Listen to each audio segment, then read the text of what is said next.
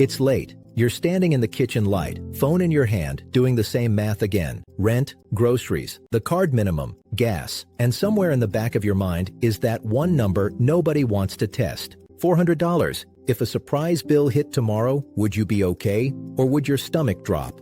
If you're low or middle income and you feel broke and overwhelmed, even though you're not reckless, this video is for you. Because what you're feeling isn't just about being bad with money. It's about pressure, thin margins, and a tired brain trying to keep up. In the next few minutes, you'll see why this happens, why the shame makes it worse, and 3 calm mental shifts you can start using right away to feel more in control without pretending life is cheap. This is Wealth Mentor Pro, where every lesson is a step closer to your freedom.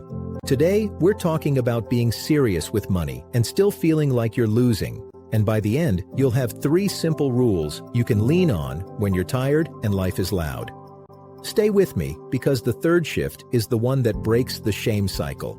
I've had months where I avoided my bank app too. Here's the real question. If you're not wasting money, why do you still feel broke? Why does money stress turn a normal person into someone who freezes, avoids, and then scrambles at the worst time? A lot of the time, it starts with what I call money fog. Money fog is what happens when the margin is thin. You can be trying hard, paying what you can, doing the responsible things, and still feel like you're behind. Imagine take-home pay of $2,300 a month. Rent and utilities are $1,450. Car and insurance are $350. Groceries are $350. That leaves about $150 for everything else. One $500 repair doesn't just hurt, it rewrites the whole month. So when advice says, just track every penny, it can miss the point. If fixed costs are heavy, the problem often isn't that you lost $7. The problem is that there isn't room for surprises, and the stakes are real. One missed due date becomes a fee, a shutoff notice, or a penalty rate. The system doesn't just punish big mistakes, it punishes small ones, especially when you're already stretched. That's part of why this feeling is so common. In the US, about 37% of adults say they couldn't cover a $400 emergency expense fully with cash. And when you look at renters, nearly half spend more than 30% of their income on housing. That's not a personality flaw, that's pressure. Now here's what pressure does that most people don't talk about. When you're stressed and overwhelmed, even simple choices feel harder. That isn't weakness. Scarcity can take up mental bandwidth. It narrows your focus to what's urgent right now, and it makes planning feel heavier than it should. Here's what that looks like in real life. You know your phone bill is $60, but you still miss it, not because you don't care, because you're juggling too much. And then that $60 becomes $98 after a late fee and a reconnect charge.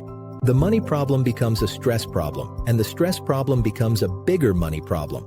Add interest on top of that. Credit card APRs have been around the low 20% range lately. Carrying $1,000 at around 22% for a year costs real money. And when you're already tight, that extra cost doesn't feel like a percentage. It feels like losing breath. This is where shame becomes expensive. Shame makes you avoid. Avoidance makes you miss. Missing makes the system punish you. And then the shame comes back even stronger. So if you only take one action so far, make it this. Choose a payday minute. 10 minutes on payday. You check 3 things only: your balance, the bills due before the next payday, and whether the minimum payments are scheduled. Then you close the app. You're not trying to be perfect, you're reducing surprises. Because the goal isn't to feel rich overnight. The goal is to feel stable. Even a small buffer can turn panic into annoying but handled. So why do serious people never build that buffer? Because they try to do it like a perfect person. They try to build a whole emergency fund, overhaul their spending, fix every habit, and pay down debt at the same time. And when life hits, as it always does, the plan collapses and the shame comes rushing in. What you need isn't a harsher budget, you need a kinder system. Here's a simple way to start. Think in 4 buckets: must-pay bills, food and transport, minimum debt payments, and a tiny buffer. Even $5 or $10 per paycheck counts because it's protected. And that protection matters. A8A has said the average vehicle repair bill can be around $500 to $600, and many drivers can't afford it. That's why the buffer isn't a luxury, it's a shock absorber. And here's one more practical step you can do today that makes everything easier. Write a 14-day cash flow list. Put your paydays at the top, then list the bills due before your next payday. No categories, no guilt, just timing. Because sometimes it isn't even that you spend too much. Sometimes it's that your money arrives on Friday and your biggest bills hit on Monday. You can feel broke even when the month barely works, simply because the timing doesn't. And this is where many people get stuck. They think they need more discipline, but what they really need is a clearer view. So before we get into the 3 shifts, let me ask you one quick question. What part of money stress hits you hardest right now? Bills, debt, or the shame?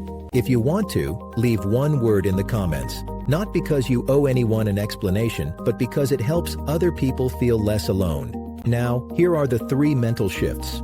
Not magic, not hype. Just a calmer way to think that makes the next 30 days feel more workable. And a quick reminder, this is education, not personal financial advice. You'll adapt it to your situation. Rule 1. Treat your money like a snapshot, not a score. Your bank balance is data. It is not a personality test. When money feels like a score, you stop looking. And when you stop looking, the surprises get louder. But when it's a snapshot, you can check it without flinching. Twice a week, set a 2-minute timer. You look at your balance, what's due next, and your buffer amount, even if it's only $23. Then you stop. That's enough. Because information creates options, and options reduce panic. If you only look when you're terrified, your brain learns that money equals danger. But if you look briefly, on purpose, you're training calm. Rule 2. Build cash flow control before you build a detailed budget. A budget is categories. Cash flow is timing. Cash flow is when money comes in and when it must go out. And for a lot of low and middle income households, timing is the hidden reason the month feels impossible. So fix timing first. Call one provider and ask to move your due date. If that's not possible, see if they allow split payments or separate your money. One account for bills, one for spending. When bill money and spending money live together, it's too easy to borrow from rent in your head and hope you'll fix it later. This is the part highlight reels don't show. Stability is often boring administration. Calendars, due dates, small calls you don't feel like making. It isn't glamorous, it's powerful. Rule 3, build a buffer ladder, not a giant emergency fund overnight. A buffer is not investing money, it's money set aside to stop emergencies from turning into debt. So you start small and climb. If you can set aside $10 per paycheck, then in 10 paychecks you have $100. Then you aim for $250. Then you aim for one bill covered, like a $120 insurance payment. The latter matters because it changes your life before it changes your spreadsheet. It reduces how often a bad week turns into a month of damage. And if you miss a week, you don't restart from shame. You return to the ladder because you're building a system, not proving you're perfect. Now here's a simple reset you can use every week, especially when you feel overwhelmed. Money stress often comes from 2 things at the same time: uncertainty and urgency. You can't always fix urgency. Bills are due when they're due, but you can reduce uncertainty. In 60 seconds, write 3 lines. What's due before next payday? What you can pay for sure? And what needs a call or a plan? That's it. You're not fixing your whole life in one sitting. You're clearing the fog. So let's come back to that kitchen light moment. You started this video checking numbers like they were judging you. The goal is to end with the same numbers, but a different feeling. Not, I'm failing. More like, I can handle the next week. You're not bad with money. You're broke and overwhelmed in a system that makes small mistakes expensive. Start with a snapshot. Fix timing. Build the smallest buffer you can protect. Then repeat.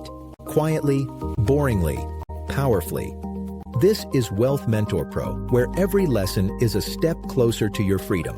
If this helped you feel a little more calm and clear, give the video a like and subscribe for more steady money and mindset guidance. And if you want to keep going, watch the next video YouTube is suggesting for you right now.